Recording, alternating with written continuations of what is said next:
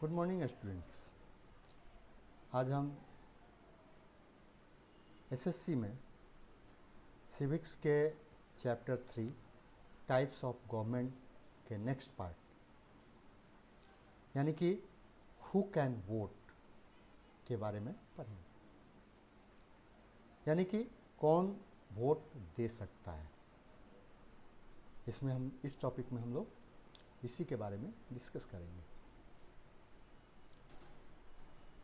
Citizens of India who are 18 years of age or above can cast their vote for the representatives of their choice।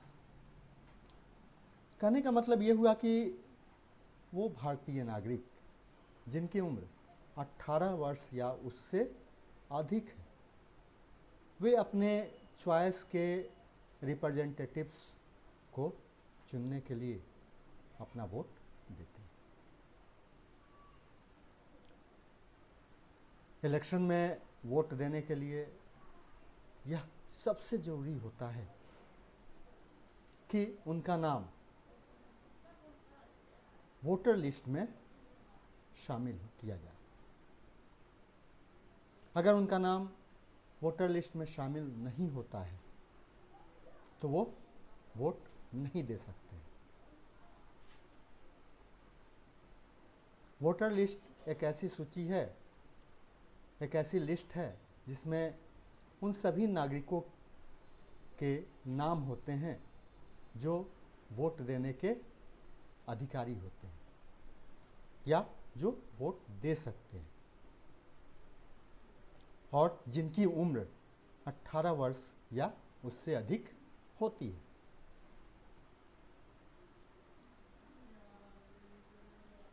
चूँकि सभी नागरिक irrespective of caste, creed, religion और economic condition के बावजूद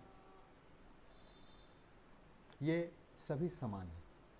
भारत के जो भी नागरिक हैं वो सभी समान हैं और उन्हें वोट देने का भी समान अधिकार है। और इन्हें हम लोग यूनिवर्सल एडल्ट फ्रेंचाइज कहते हैं।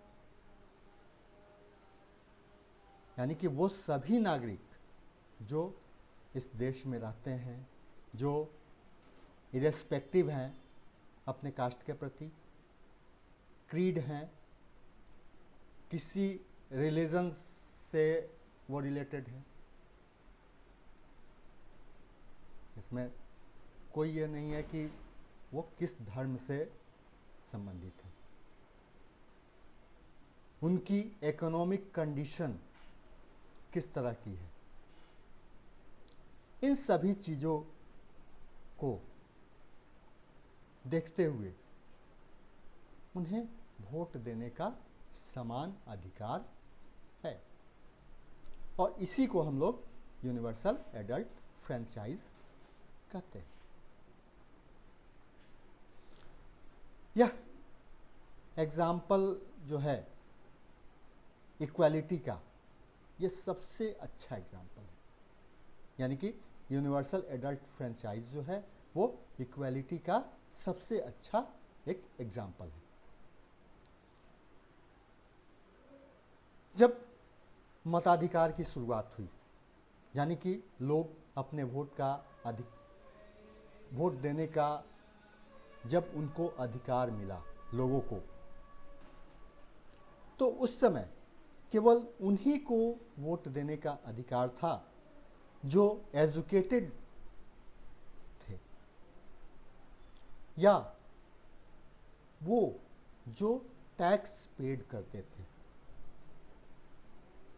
वही लोग केवल वोट दिया करते थे। इसका अर्थ था कि वोमेन्स और अनएजुकेटेड पर्सन जो थे उन्हें वोट देने का अधिकार नहीं था, वो लोग वोट नहीं दे सकते थे। भारत में भी आज़ादी से पहले एक लिमिटेड माइनॉरिटी ने वास्ट मेजॉरिटी को डिसाइड किया।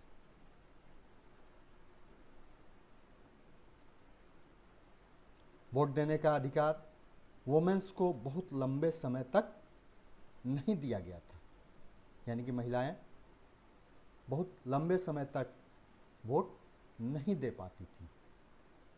जबकि हमारे कॉन्स्टिट्यूशन फ्रेमर्स ने रियलाइज़ किया कि डेमोक्रेसी के स्मूथ फंक्शनिंग के लिए